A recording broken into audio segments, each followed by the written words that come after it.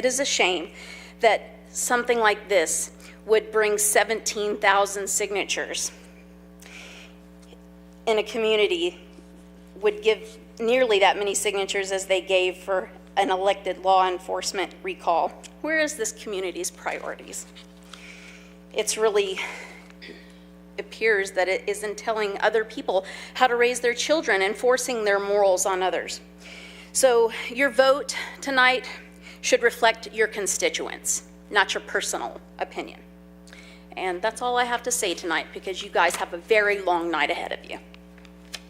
Arlene McDowell, she will be followed by Michelle Verrett. My name is Arlene McDowell, and I am a mother and grandmother of two daughters and two grandchildren, and I have taught early childhood education for over 20 years here in Lafayette Parish. I'd like to say that I am sorry for any people that feel hurt, but again, as one of the councilmen said, just because we disagree does not mean we do not love. And I think that's something that we all have to let sink in deep. So, as I said, I am an early childhood educator here in Lafayette. I spent over 20 years working with 3, 4, 5, and 6-year-olds, the target group that we are addressing. So in essence, this is my business. I see these children every day. I can say that I have students sometimes who to this day do not know when you say, stand up if you are a boy, when you're calling kids in line. So this is very confusing for them, in my opinion. I have 4 things that I want to point out. Number 1, bad things happen when good people do nothing. So I'd like that to sink in.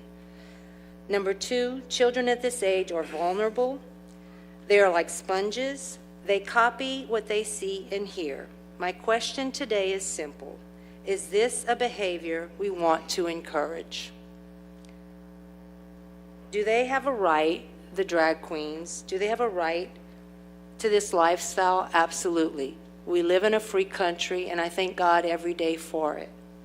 However, it is not the place of a drag queen or the public library to impose such a lifestyle. And do not be fooled into the idea that simply all they want to do is read to our children. It goes much deeper.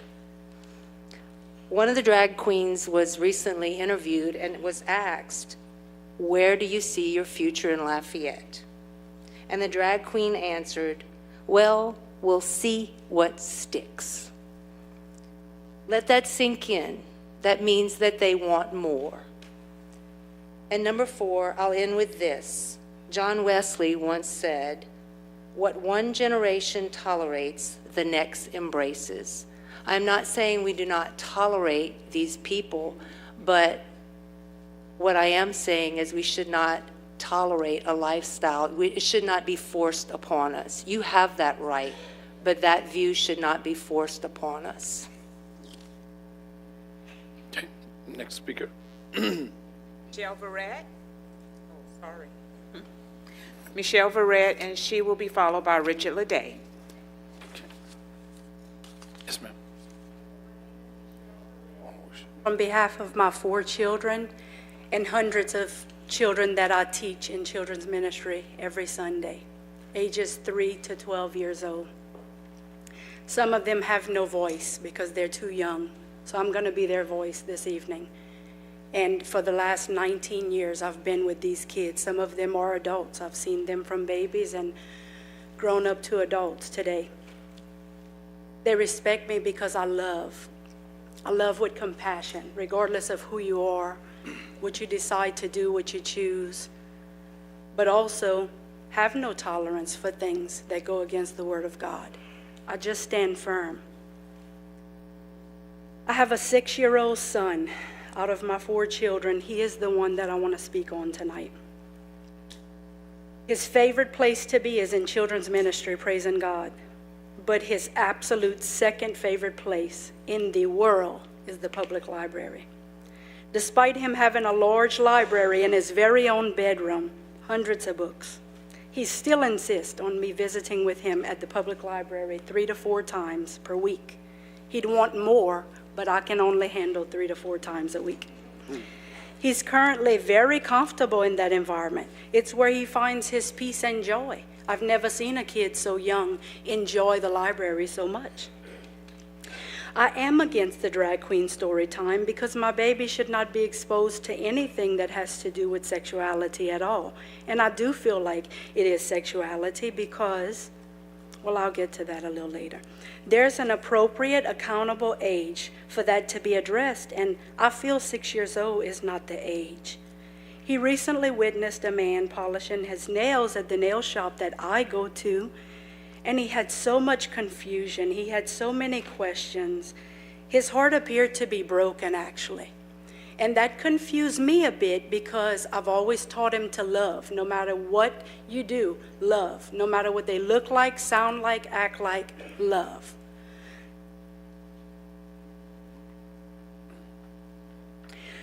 So I don't want him to possibly have to witness a man dressing like a woman with makeup on, because if just the nails disturbed his spirit, then what am I to do with something much further and deeper? He's always believed that boys should act like boys and dress like boys, and that thought comes natural for him. It's not something that I've made him to believe. Now, I teach the Word of God and the foundation of God, but I don't push him to believe the sky is red when it's really blue. He has enough common sense at his age to know things. So the thought comes natural for him. It's not something I make him to believe. I do not oppose this event because I dislike drag queens, as they call themselves. A dear friend of mine dresses in drag. He may even be here this evening. And just because we disagree on this subject does not mean we love each other any less. I don't understand how folks can't love when they disagree, because him and I disagree to the roots of our being, and we love and we're respectful. Some have suggested for me to just refrain from bringing my son to the library on the day or days of drag queen story time. My comment to that, though, is my son has a right to remain pure and innocent without confusion while not being forced to miss time at his favorite reading place. Y'all, it is that bad for him. It is the next best thing to heaven for him. So I don't want him to have to miss time because we've walked in, because this 1 October, whatever it is, that's not going to be the end of it if it starts. So then I'll always have to worry. How difficult would it be for them to read age-appropriate books to my son in their everyday clothes? I would be fine with that. I love them. After all, isn't that how they have to dress to go to work or school? No one is here tonight dressed in drag. Why? None of you are sitting down with shorts on. Why? It's just inappropriate. Why try to push a hidden agenda on a specific age group anyway? 3 to 6 years old, that's very odd. Drag queens will fight for equal rights, but they don't want to afford my son the same. Where are his rights? His rights to remain comfortable in a library he loves so much. I'll leave you with Isaiah 54:17. Thank you to everyone for allowing me to be his voice this evening and the voice of hundreds of my other children. I appreciate and love everyone. Thank you. Next Richard speaker. Leday, followed by Brian K. Patin. Amen. I've been a pastor for a number of years, and I'm pastor of Church of Faith, College of Revival, and Time for Revival Ministries. And I've been serving the Lord for 41 years.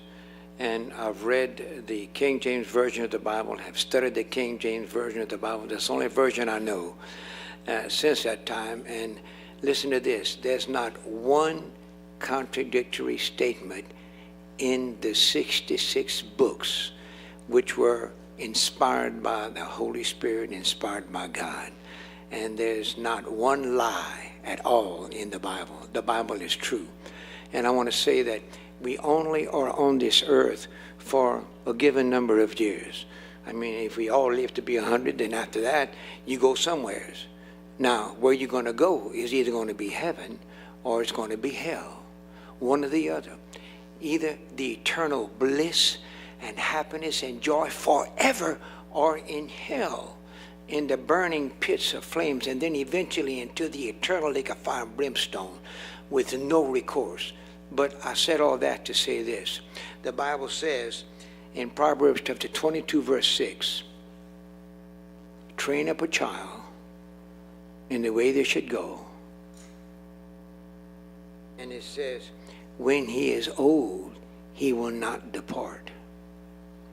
Train up a child in the way he should go, and when he is old, he will not depart. So we have to look at all the opportunities we have to train up a child in the way they should go, in the way they should go. And I prayerfully pray it's going to be in a biblical manner. You know what I'm talking about? Okay. The Bible cannot lie. And I believe that, of course, you can understand now that I am against the drag queen story time being introduced in our city at all costs. But we do know this, that I believe that we're going to continue to pray. Our churches will continue to pray. And I believe that this, I pray, this drag queen thing will not be allowed in our city. This is what I pray. I want to read one more thing. 1 Corinthians chapter 6, verse 9. Know ye not that the unrighteous shall not inherit the kingdom of God? Be not deceived, neither fornicators, nor idolaters, nor adulterers, nor effeminates, nor abusers of themselves with mankind. And the definition of effeminate is the homosexuals, the lesbians, the transgenders will not inherit the kingdom of God. I pray that we not allow anything that would influence any of our young ones or be exposed to anything that would lend itself in this direction. Somebody say, amen. Thank you very much. God bless you all. Brian K. Patan. He would be followed by Bernard McLaughlin.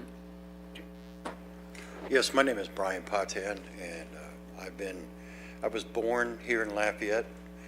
I was born at Charity Hospital when there used to be a Charity Hospital a long, long time ago. I was raised on the north side of Lafayette off of Turlings Drive, when Turlings Drive was a gravel road. I was here when Lafayette was a very small town. It wasn't like it is now. It wasn't like it is now at all. But the one thing that I moved away later on in my life. I went into the service, spent time in the Army. After I left the Army, I spent time in New Mexico, lived there for quite a few years. But I came back home. I came back home because this is where my family is. This is where my family's been for 300 years. And I believe that this city is a wonderful city with the ability to grow and to prosper and to become even more wonderful than it already is. But in order for that to happen, you know, I'm sorry I didn't state, first of all, that I am a Christian man. I am a follower of Jesus Christ. And I am not ashamed to say that. I'm not a hater. I don't hate anyone. I also do not fear any man or anything of this earth, because my God is for me. If my God is for me, there's no one can be against me. So I don't speak from fear or hatred. I don't hate anybody. Hate is an ugly thing from the other side. Hate is from the devil. It's not from God. I don't follow the devil. I follow God. So I don't hate. I disagree. And because I disagree doesn't mean I hate. I absolutely disagree with this drag queen story time. I have 2 grandchildren, a 4-year-old and a 6-year-old. The 4-year-old just turned 4 this week. She was 3 last week. I can't imagine in 1,000 years why, as adults, all of us, the first responsibility we have, if any of you have children, your first responsibility is not to me, It's not to this city. It's not to this country. Your first and biggest responsibility is to your children. You have to protect the little children. Only you can do that. Only we can do that. Nobody else can do that.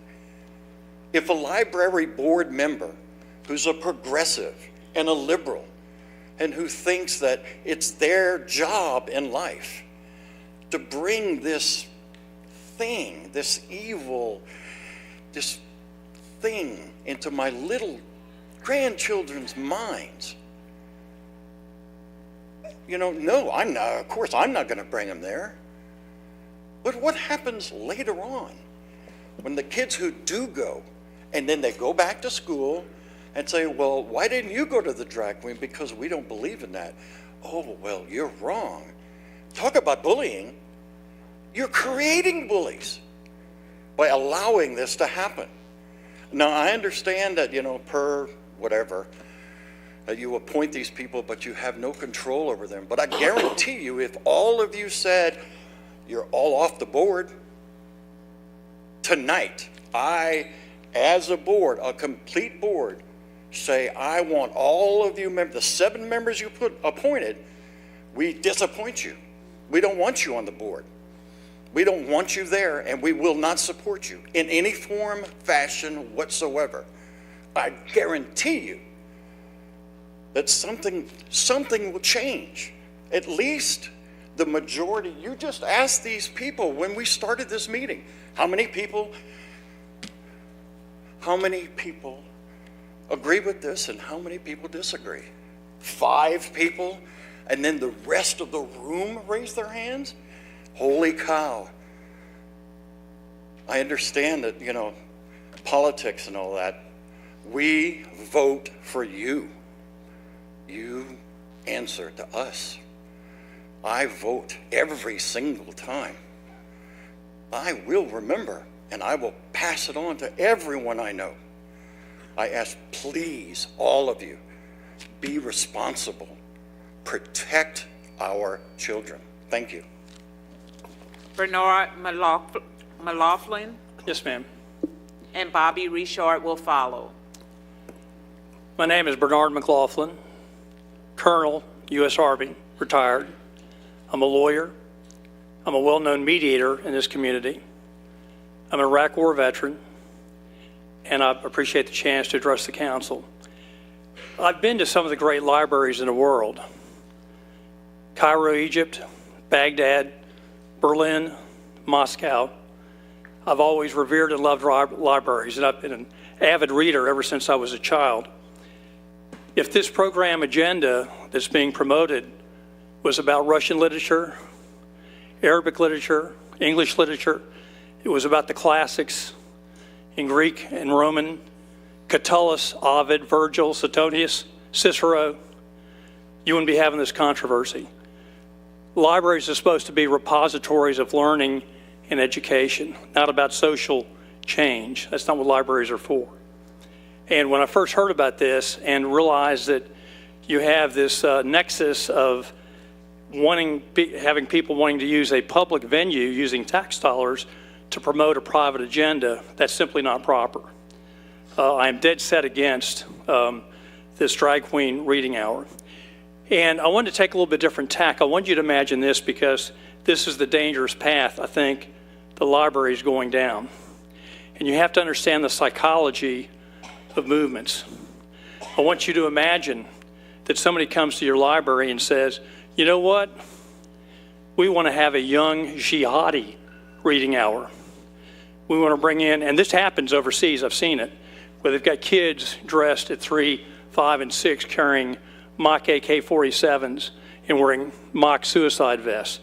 And you get some people who want to promote that, and trust me when I tell you this, because I'm an expert in domestic terrorism. There are agendas in this country where people want to promote their idea of getting public empathy, understanding, acceptance, etc.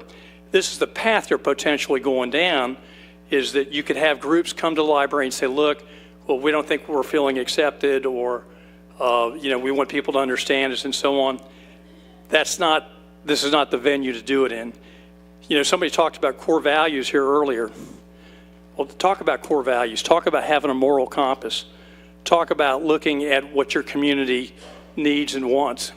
Talk about duty, honor, country. Those are the core values people ought to be talking about these days, not these splinter movements that have their agendas, and these are agenda-driven.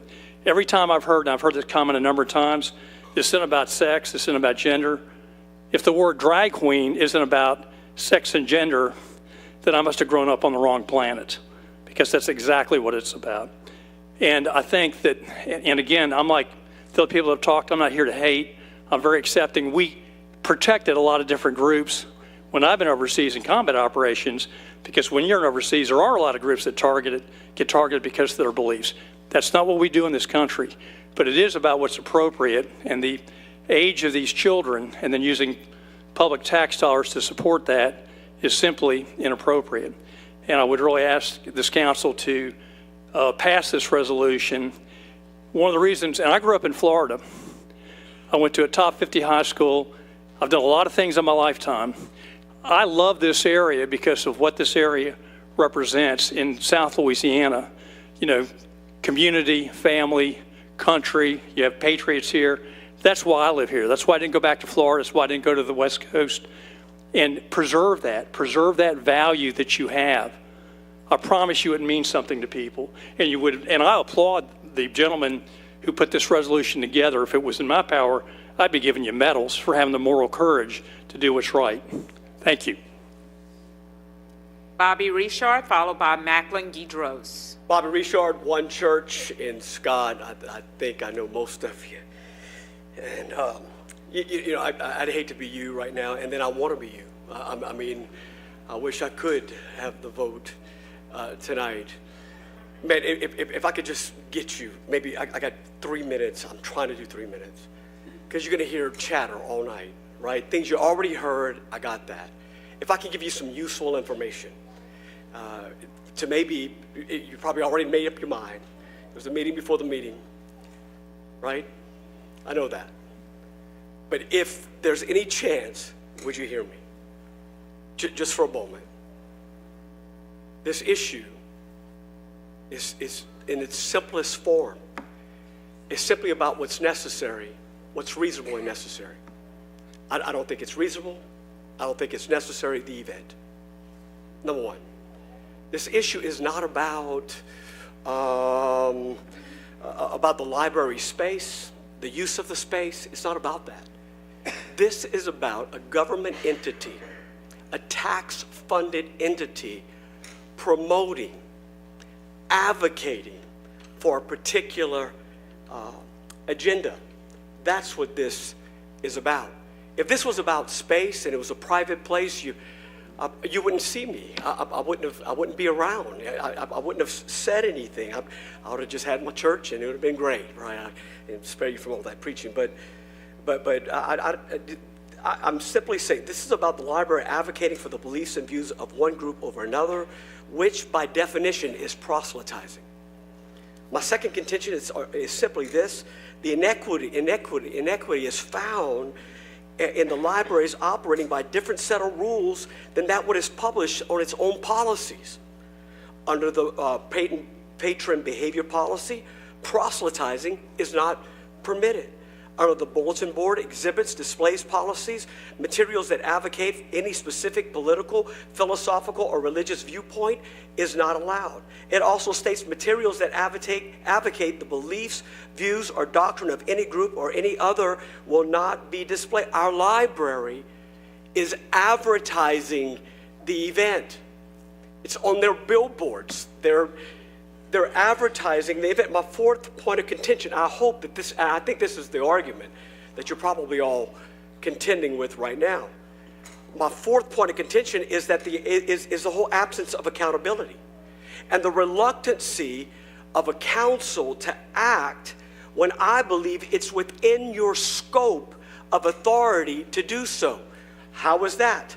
I believe as a council, you can call for this program to be canceled within your scope. Number two, as a council, you hold the library board that you've appointed accountable. And I know, I get it.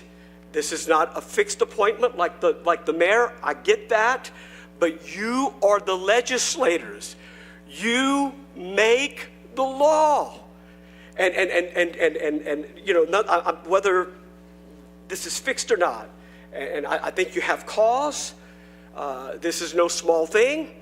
I think, as a matter of fact, in the Attorney General's opinion just last year, it was stated, and I quote, "A parish governing authority may remove the members of entities who the parish governing authority is empowered to appoint." It is within your authority. The question is whether or not we're going to ask, look, man, I'm here because I feel morally obligated to be here. I'm accountable to the Lord to be here.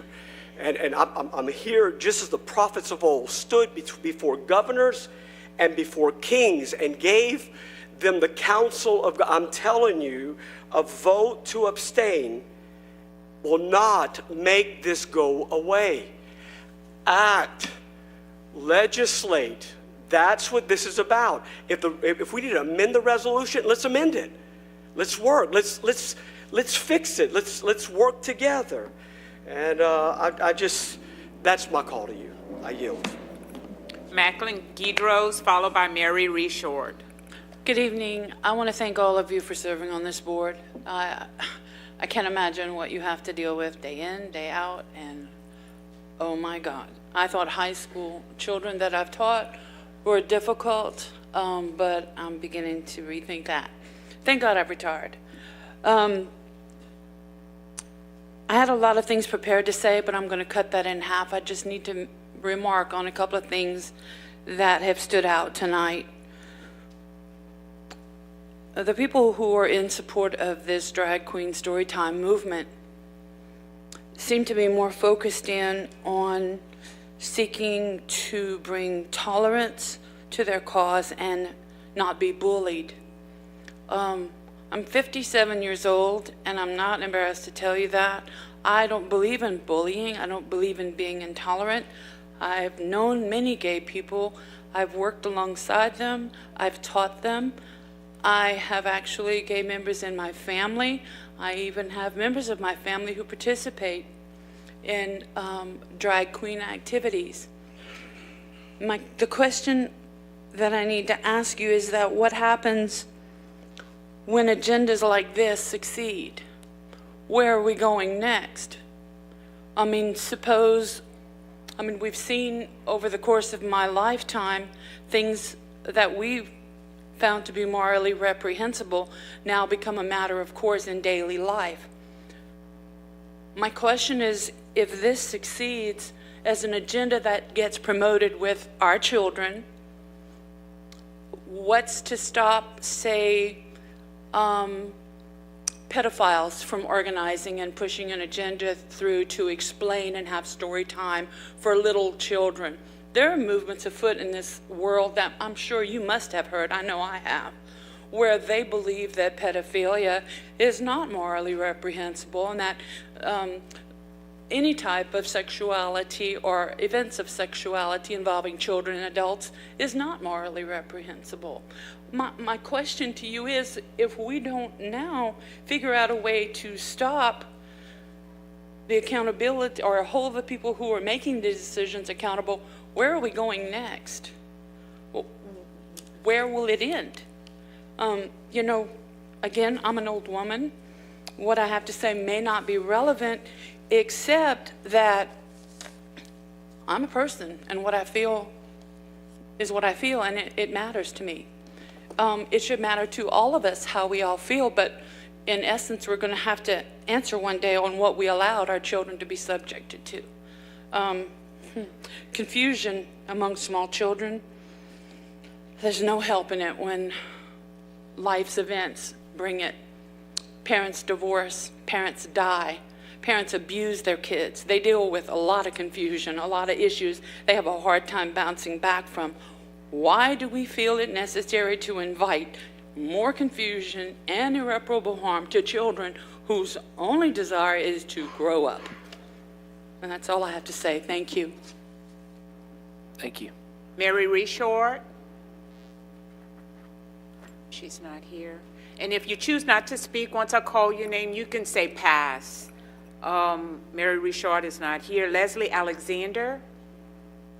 She will be followed by Brantley Bench. Members of the board, thank you so much for your attention. Mr. Robideau, Liz, hi, you're my councilwoman.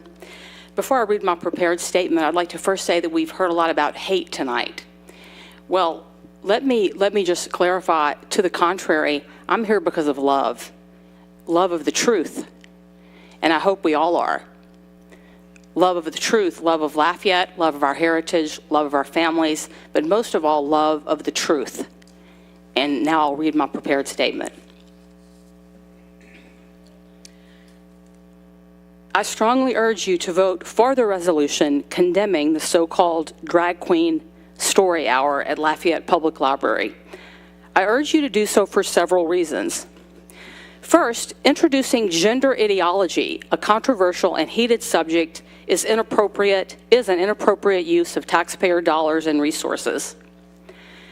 Particularly in this political climate, no such decision should have been made without consulting the public. Second, the vast majority of Lafayette and South Louisiana families have traditional values. That is a fact. Many are struggling to raise children safely in an increasingly dangerous and unsettled world. They don't need their values undermined in the very places that should be supporting them. Their values, our values, should be respected. Members of the board, please don't be misled. This is not about tolerance or anti-bullying. That is a cynical pretense. It is a direct and intentional effort to create gender confusion and doubt among very young children at the very time they need solid guidance and understanding who they are. Let's be clear. The intent is to plant a seed to make children more likely to question their sexuality or gender at a later age. That is the purpose of these and other events happening all over the country. If you don't believe me, read some of the stories that have been read to the children and that directly question physical reality. Titles like My Princess Boy, Jacob's New Dress, and Pick Your Pronoun lead children into questioning their biological sex. That is the purpose, and it's wrong. The American College of Pediatricians, in a paper last updated in September 2017, has stated, and I quote, "Gender ideology harms children. Human sexuality is an objective, biological, binary trait. A person's belief that he or she is something they are not is at best a sign of confused thinking. When an otherwise healthy biological boy believes he is a girl, or an otherwise healthy biological girl believes she is a boy, an objective psychological problem exists that lies in the mind, not the body, and it should be treated as such. These children suffer from gender dysphoria, GD, formerly listed as gender identity disorder, and which is currently, right now, recognized as a mental disorder in the most recent edition of the Diagnostic and Statistical Manual of the American Psychiatric Association." Knowing this, I ask you, why in the world would we promote to children in any form or fashion this type of confused thinking? It makes no sense. If the fraternity who introduced this idea would like to hold such an event, it should do so at a different location using its own resources. It should not be done at a community gathering that includes many individuals and families that vehemently and strongly disagree with this type of ideology and this type of activity. There's no hate here. There's simply love of the truth, what's real, and love of everything that's good and holy and proper in the world today. Some of you may have higher political aspirations, I don't know, but I'm going to be watching this vote and we're going to be remembering it. Please vote for this resolution and preserve everything that's good and proper and holy and sacred and traditional about everything we are as a culture. here in South Louisiana. Thank you. Brantley Beard, followed by Eric Simmons. Brantley Beard, District 9. I'll try to be brief and objective here. The real issue with this whole ordeal is government intrusion. I don't believe that anyone would say anything if this shindig was held on private property. I'm sure Starbucks would love to have story time over there. Even if something was said about it having a Starbucks or Books A Million or Barnes & Noble, it's private property. It is no one else's business. However, the library is public property paid for by Mr. and Mrs. John Q. Taxpayer and managed by the government. The government would not allow a Bible study, scout meeting, Shriner convention in their facility. Why should this be any different? By allowing any group to shove their beliefs down the throats of others on public property is a violation of the First Amendment, which is why campaigning is not allowed within 500 feet of a polling place. The people of Lafayette should not have to avoid a public library out of fear of their rights being violated. You take the term drag queen story time and you substitute anything that you disagree with, whether it be NAMBLA or David Duke, you would be against it. This is no different. This is an agenda being shoved down the throats of everybody else. Thank you. Eric Simmons, followed by Zachariah Long. My name is Eric Simmons, and I don't think the First Amendment, this is a First Amendment issue because that allows us to speak. It does not give you the right to be heard. Also, I don't know how many of you have husbands and wives and children. I don't know about your backgrounds, but how many of you would have turned to a drag queen as a role model for your child? And if you can't say you would do that, then I can't see how we could possibly, as a council, allow for something like this to happen. Not in South Louisiana, where we still have very strong Christian beliefs. And regardless if you're a Democrat or a Republican, you still have a strong sense of what is right and wrong and what represents. Each one of you were elected to your position because you represent a constituency that thinks you will think like them. And if that's the case, then it's hands down for the resolution and against this event to occur. Let's see. Also, the drag queens represent such a small fraction of the population of our city. It just doesn't bear out as something that would even be considered. And I think that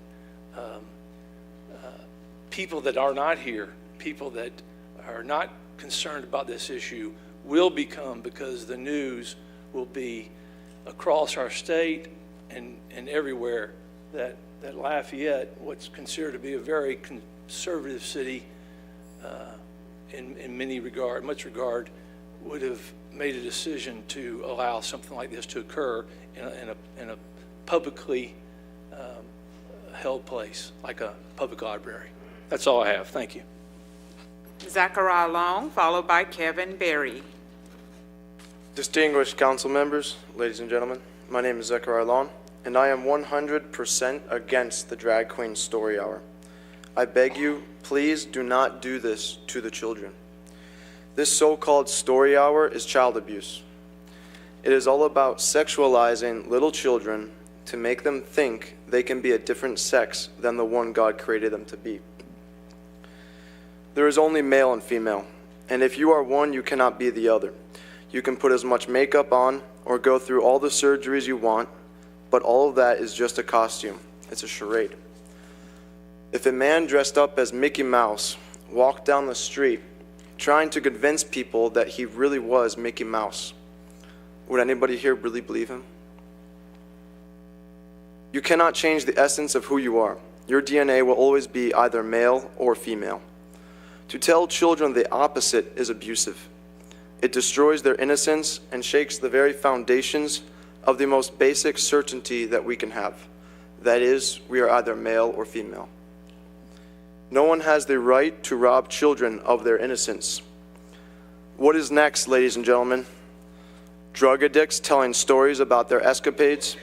Alcoholics or porn addicts introducing their vices to children?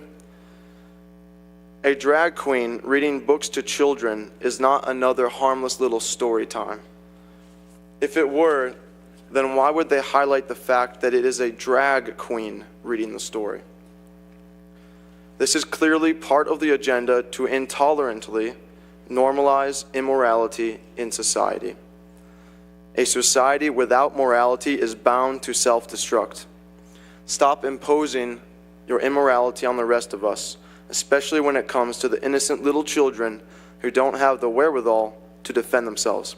Finally, I'd like to say, and I think I can speak for all those who are also in opposition to the Drag Queen Story Hour, our stand is not personal but principled. We take a principled stand. We have no personal hatred for the other side. All we want is what's best for the children, for Lafayette, and for all of America. Thank you. Kevin Berry, followed by Brad Parfait. Good evening. I'd like to speak on behalf of the kids. I personally can remember, I have vivid memories of when I was 5 and 6 years old. And nothing like this was even on my radar.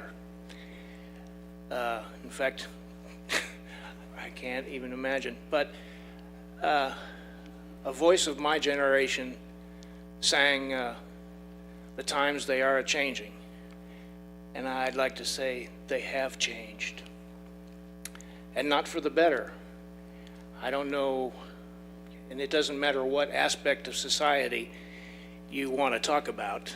We're talking about an event being put on at a public library that is divisive in its nature. But society today is, I couldn't have, would never have dreamt that society would be the way it is today when I was a teenager.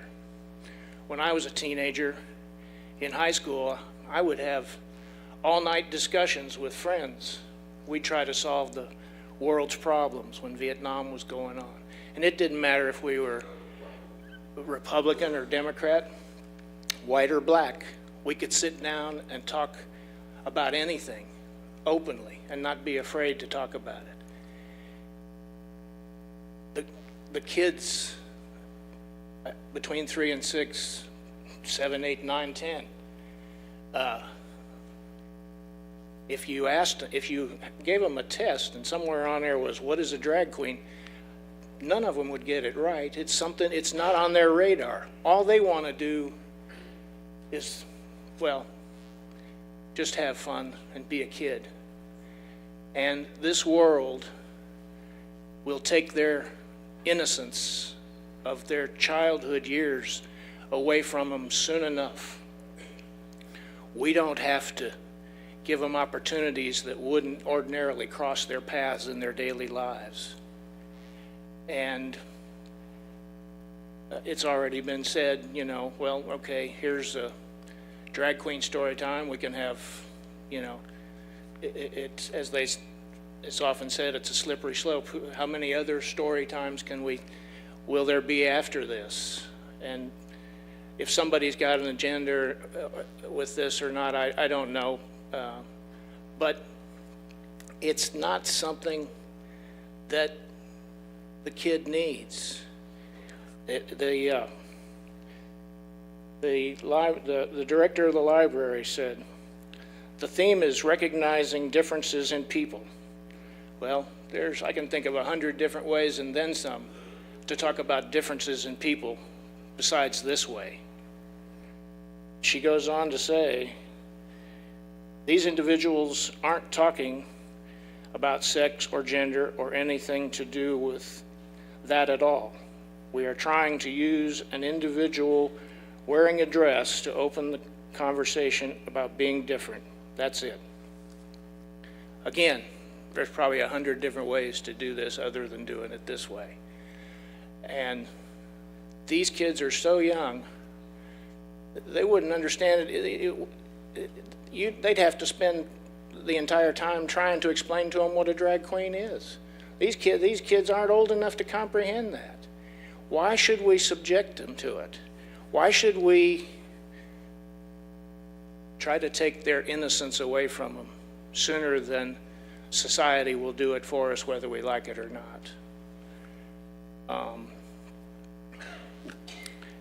That's the way I feel about it. Let the kids be kids. Life's hard enough without making it harder on them. So, most kids, they don't see differences in people. We should be talking about all of our similarities rather than trying to make it about being different. We're all so much alike as well. Even though we have our differences, we're all a lot alike in so many ways. And I'd be one to promote that rather than the differences in people. Vote well. Brad Parfait, followed by Lance Villion. Good evening, council people. I'm a citizen of District 8, and I come representing as the Vice President of Delta Lambda Phi Social Fraternity. And I want to clear some stuff up about what this event's about and how we will be representing ourselves at the library. First of all, it is not about pushing an agenda. We are not about pushing the progressive agenda to young children. We are about pushing out inclusivity and diversity, which was already there, to young kids. Personally, whenever I was growing up, came out as gay to my school community, and it had devastating effects. I was seen as weird and that I couldn't be myself, or that whatever move I made would be under the scrutiny of the entire school. And I don't wish for that any longer. To see people bully and discriminate against each other is it's hard to see, knowing I've went through it.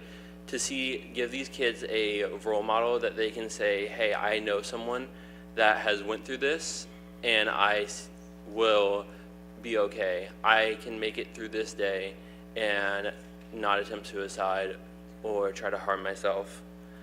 Because that's exactly what I did whenever I was younger. I had tried many times to harm myself, but I knew there were people that loved me, and I knew there were people that cared about me enough that I could keep on going. And I just want these young children at the library to know that we are there and that we care about them. I'm sorry if I stutter any, I'm very socially anxious. I just come representing my fraternity to say that we will keep the event going, and we will strive our best to do whatever we can to help children. Thank you very much. Thank you. Mr. Terry, just one quick question. I mean, no disrespect. Thank you for coming and speak to us, and I know the answer to this question, but I'm going to ask it anyway. Mm-hmm. Do you have any 3 to 6 year olds? My nephew's 4 years old. But do you have a 3 to 6 year old? No, sir. Okay, that's where I wanted to get. Thank you so much. Thank you. That's all I have. Lance Villion, followed by John Alexander. Hello, my name is Lance Villagewin. Don't worry, everyone gets it wrong. Don't worry. I swear, everyone gets it wrong. I am a resident of Lafayette and a resident of District 8. Hello, Councilwoman Haybear. I was also one of the drag queens that Delta Lambda Phi contacted. I was not the one that was chosen, but I was very proud to be considered for the event. I'd like to start this off with a quote that afterwards I would like y'all to see if y'all know who said that quote. Knowing that we can be loved exactly as we are gives us all the best opportunity for growing into the healthiest of people. Do one of y'all know who said that? That was said by Fred Rogers, but most people know him better as Mr. Rogers. Mr. Rogers is a personal hero of mine. I believe that no matter whether you are of the LGBTQ community or straight, conservative or liberal, religious or not, for or against drag queen story time, you watched Mr. Rogers' Neighborhood or many of his other programs when you were growing up. I have believed in his message that love, imagination, and happiness are the most important things for children, especially at developmental ages. I heard this one day, and it's something that I try to live by. Be the person that would make Mr. Rogers proud. But the thing I want to focus on today is love. I would like everyone in this room to put yourself in the eyes of a child that you may know. What do you think the children of Lafayette are seeing? Because what I've seen on social media, what was said at the library council meeting yesterday, and what is being said to the members of the LGBTQ+ community, especially my beautiful sister Santana Pilar Andrews, isn't love, it's hate. What children have seen over the past month from their parents, community, teachers, and elders is hate. Why are we teaching our children hate over an event that is intent to teach children that it's okay to be different, that they should be loved for who they are? It is not anyone's place in life to show children how to hate. I would like to thank Councilman Boudreaux for your Facebook post. We don't have to talk about it, but thank you. You have done a great service for the LGBTQ community. Thank you. There's been a lot of talk about it being detrimental to children by introducing them to drag. I'd like to talk about what I do in drag. I am the troop leader of a troop called the Drag Punks. And we go around to conventions like Comic-Con, MechaCon, different geek culture conventions. And at those conventions, there are children. I wanted to talk about a story that I love to tell people whenever this sort of subject comes up. In my troop, we have what is called a bearded queen. And she models her drag after Annie Jones. I assume most of y'all don't know who that is, but she is the bearded woman from the famous freak shows of the 19th century. And it's not to say that my castmate is a freak or that she's not normal. It's to show that beauty is everywhere and anywhere has beauty. So one day we were at a convention in Lake Charles and a small girl came up to us. She was no more than 5 years old, and she asked my castmate, "Why are you dressed like a woman?" And my castmate replies to her almost instantly, "Because I want to feel pretty." Her parents come up and she asked, "Why?" And her parents said, "Because she can. She can feel pretty if she wants to." That little girl said, "Okay," smiled, waved, took a picture with us, and walked away. That conversation and that interaction took 30 seconds. If parents cannot take 30 seconds to explain to a child that someone can be whoever or whatever they want to be, I think that is a failure as a parent. Whether or not y'all vote to denounce Drag Queen Storytime or promote it, or whatever it would be called, the opposite of denouncing, know that my community will not back down. We're strong, we've survived much worse, and we will continue to preach love and acceptance. Thank you. Okay. John Alexander, followed by Sandra Guidry. All right. So there's been a lot of talk tonight, and sorry if I stutter. I'm a very emotional person. It's a fault, but it happens. We're all humans. We all have faults. I understand that. There's been a lot said tonight, and at first I just want to make myself clear. Please don't twist my words as some have been twisted tonight. What I say is what I mean. My name is Tyler Alexander, and I'm a member of Delta Lambda Phi Social Fraternity Provisional Chapter at UL, and I will be one of the readers. Santana or Dylan, who was over here earlier, didn't call anyone disgusting. I want to make that clear as well. She was saying that acts of murmurs behind her, calling out something that she was saying that they didn't agree with, murmuring, that act of like violence that she thought was disgusting, not the people themselves. Because I know, just like me, she loves everyone because we know love and we accept it wholeheartedly. That's our being. So I just want to get that clear. My family is very religious. They're Baptist. I'm not Baptist anymore. I'm non-denominational, but I am very religious. And Romans 10:13 says, "For all who call upon the name of the Lord shall be saved." And I will be in heaven. As some of you might be shocked to hear that, and you might not agree, but I will. And so many others. That's not what I'm here for, though.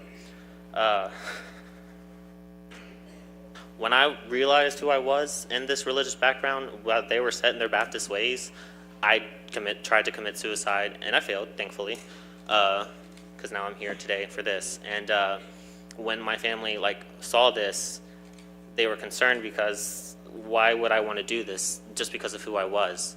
They knew that God would accept me and that I'm still God's beautiful creation. I still am. And their ways kind of changed because they used to believe, it's not okay. It's in the Bible, it's not okay, and that's fine. Or what people presumed was in the Bible that said we were not okay. But we are. And they changed. They love me. They'll always love me. This story has two meanings. During all of this debacle, people stating things either for or against what we're going to do, someone said something that really shocked me. They said that those, and I quote, "those involved in the lifestyle have a 51% attempt suicide rate," then later claimed, quote again, "the library staff and performers are contributing to future suicides."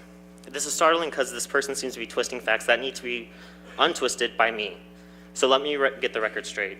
LGB, which stands for lesbian, gay, and bisexual youth, are almost 5 times as likely to attempt suicide compared to heterosexual youth. Also, 40% of transgender adults report having made a suicide attempt. These facts come from the Trevor Project. These statistics show how people in the LGBT+ community who do not get support are at high risk of attempting suicide. We need to show people, our young youth, that we accept them and we love them, or else they might succeed in what I failed. Your children, who you're trying to protect, could be of this community. What if they succeed where I failed? What would you do?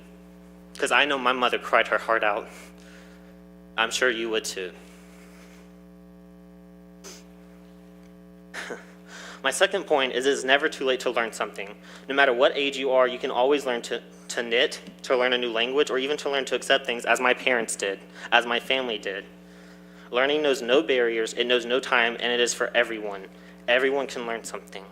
And I hope that you learn to love and accept people for who they are. I know you love me, as all of you. A lot of you are religious, and you love everyone, so I know you love me. You might not accept something that I am, someone who I am, who is a homosexual male, and I have a partner who is non-binary. This doesn't change the fact that you love me. You just might not agree with it. But I hope you learn maybe accepting something, maybe something that you thought was wrong isn't wrong anymore. Maybe this event isn't just for the children. Maybe you could also come and you can hear me read of acceptance, and maybe you'll accept something you never thought you could before. I hope you do. I hope you come. Whoever is against us, who doesn't understand us, come. Listen to me read. Listen to my sisters and brothers read. Because all we want is for you to understand. That's all we ever want. Thank you. Sandra Guidry, followed by Leanne Broussard.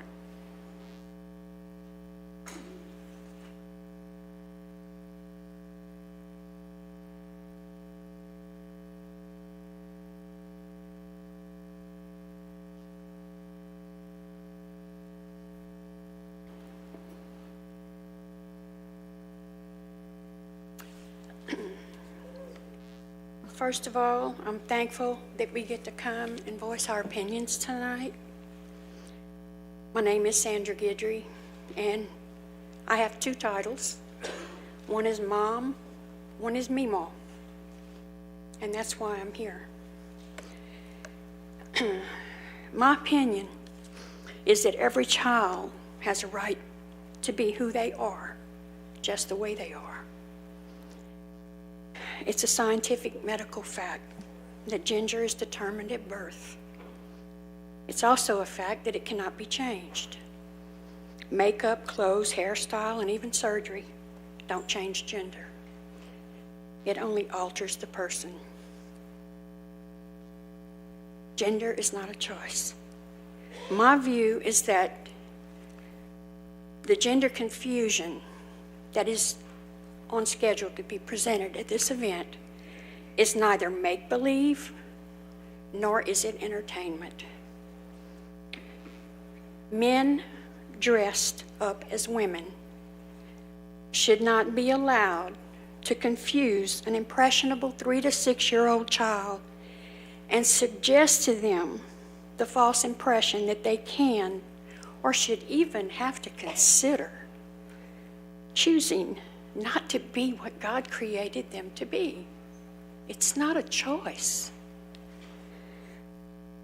A lot of the material that I read that they plan to present, some of the titles are Be Like Me and how fantastic it is seeking acceptance and approval for their lifestyle in this way worth the risk of confusing even one child's very identity?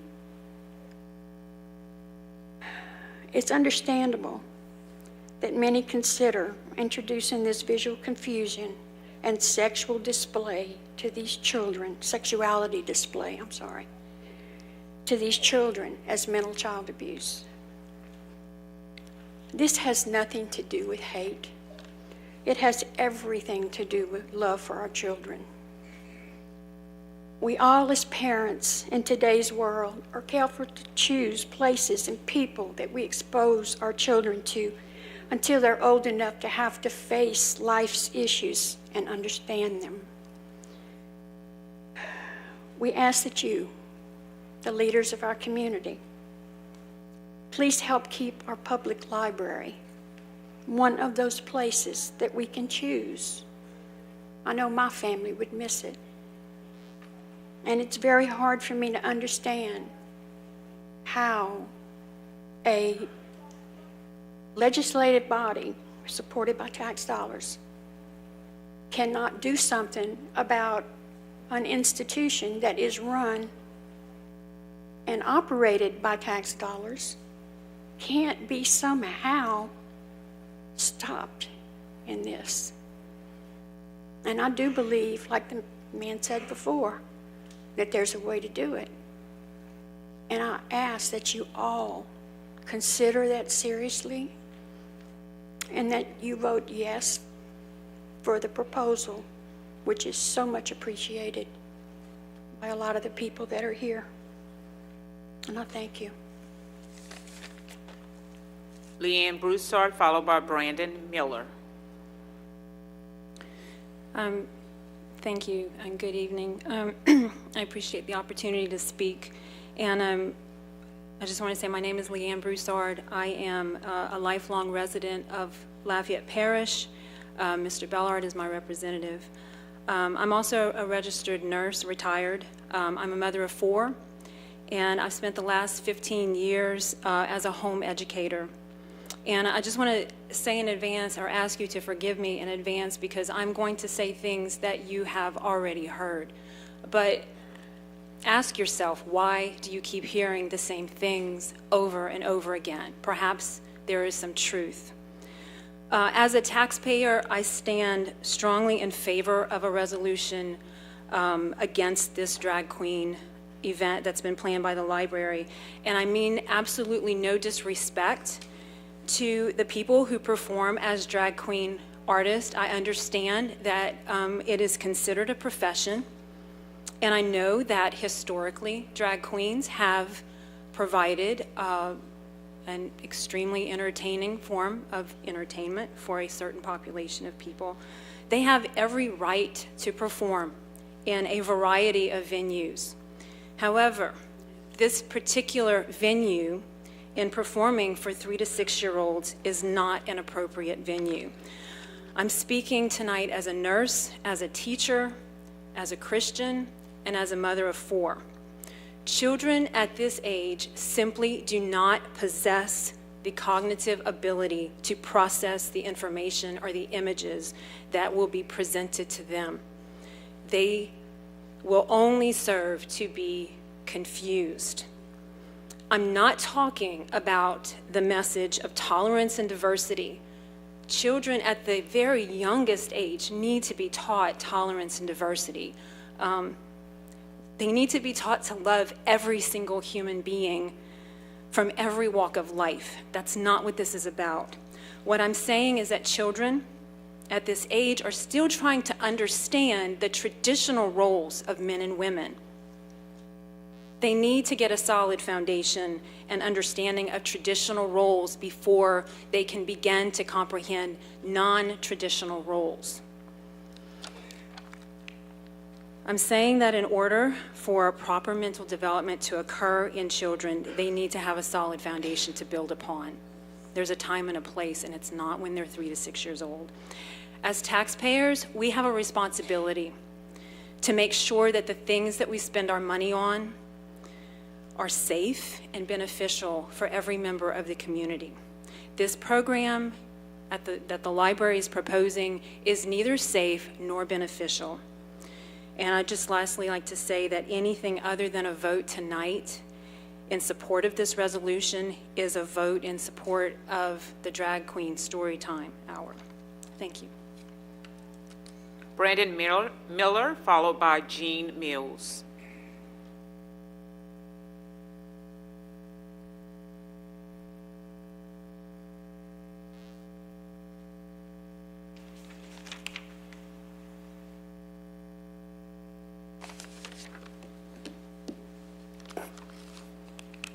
There was someone in front of me. I don't know if you want me to go ahead and Mills. go. You're Jean Mills. Okay, thank you.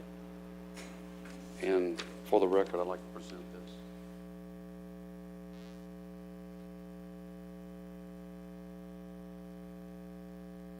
Excuse me, I was not prepared to go next, but good evening, Mr. Chairman, members of the committee, Mayor Robideau. Well, I see Mayor Robideau is no longer here.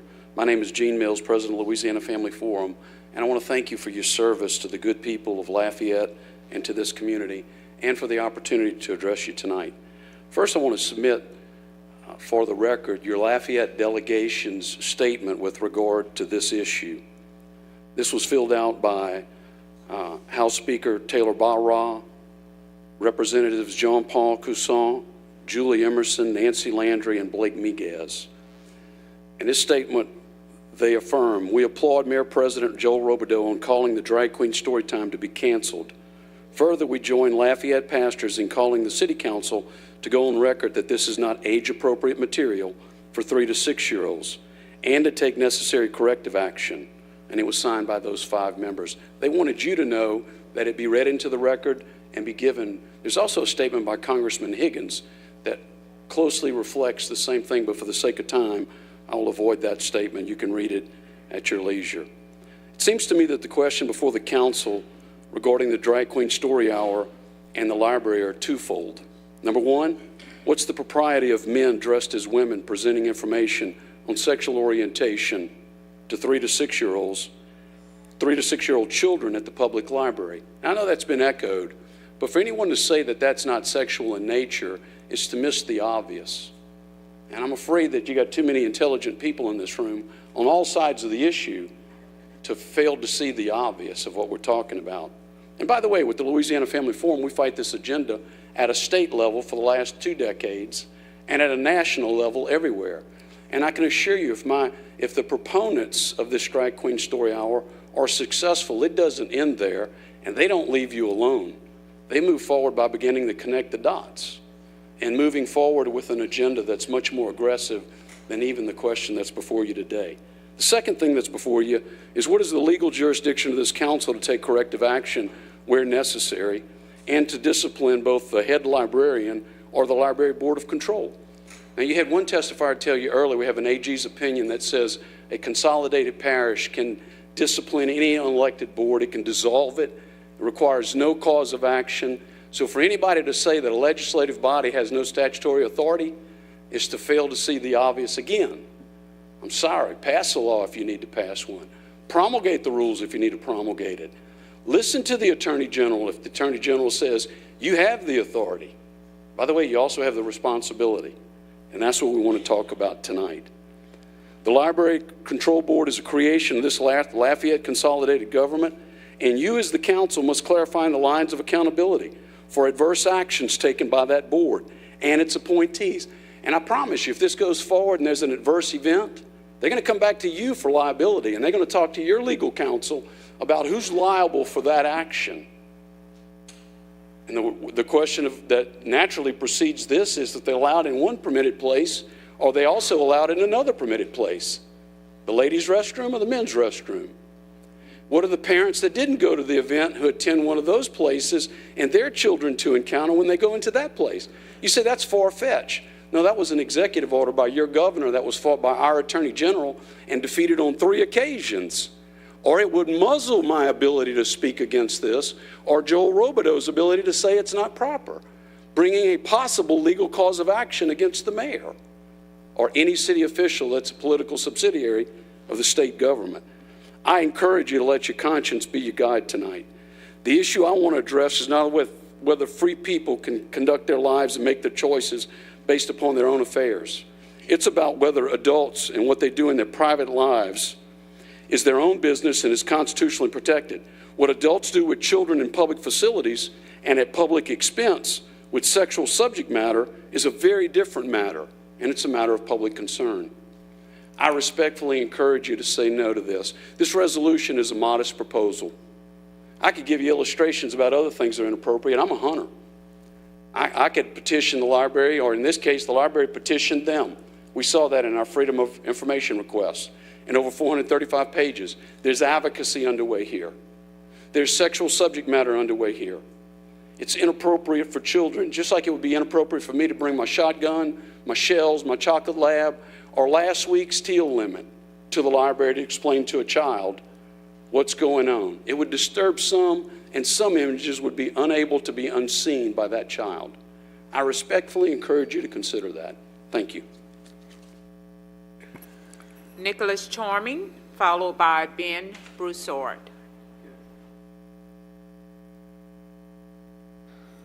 Mr. Terrio. Real quick, while they're coming up, Mr. Ascott, if you don't mind, that's the second gentleman that's talked about an AG opinion.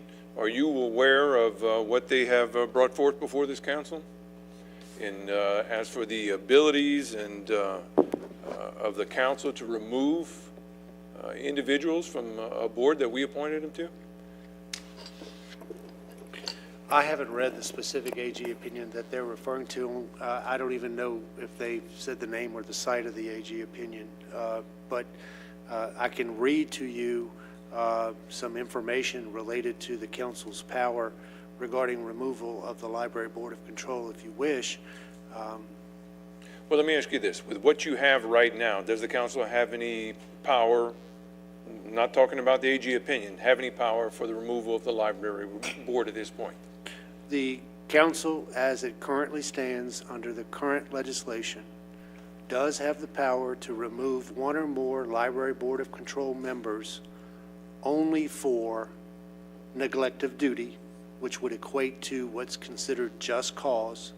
And prior to that, though, would require a due process hearing before this council to satisfy any due process concerns where that one or more board member is notified, given an opportunity to be heard and present whatever information they may have, and then a decision of the council would be made as to each member that is attempted to be removed for just cause. If there are 7 members, that would be 7 separate hearings, 7 separate decisions. The council's decision on removal, either to remove or not to remove, would need to be not arbitrary and capricious, and regardless of the decision would be subject to appeal. That removed board member, assuming they were removed, could appeal either to the district court in the 15th Judicial District or potentially federal court in the district within this jurisdiction, because it may raise federal constitutional issues and give them federal question jurisdiction to file it in federal court. Okay, well, that's interesting. We were not aware that, that we had that authority. Do me a favor, thank you, that's all I have for you now. If any of the gentlemen that brought up the AG opinion and you have that, that AG opinion number, if you could make your way around and provide this to our attorney, I'd like him to look into that while we have other individuals talking. And let me say this, if it's Attorney General opinion number 01-0029 dated 2/23/01, I already have it and I've already read it. Okay. Okay. I may have others. 1940 It's a 2018 opinion. Oh, okay. Well, State court All right, jurisdiction. let's do this in order to get things moving forward. That's all I have for now. You guys provide with that. Mr. Escott, please look into that while we have additional speakers talking. Mr. Chair, that's all I have for now. Speaking next is Nicholas Charming, followed by Ben Broussard. Thank you, ladies and gentlemen of the council, Mayor. I would just like to say once more, I'm sure you've heard it already, I do not envy you guys. That's about 5 hours, I think I calculated, worth of talking. I wrote my thoughts down, so hopefully I can get through this quicker. I would just like to say if this council takes a position that is one of exclusion, which is what I believe, and a few others that I've spoke to believe the denouncement is, it is one of exclusion in preference of regards to what is regarded as normal, or what you would believe that is. You are setting a dangerous precedent for discrimination. I would just like to ask, where does it stop? Where does 1, 12, or even 7,000 opinions take place if even one person is harmed or even killed by it? I didn't want to get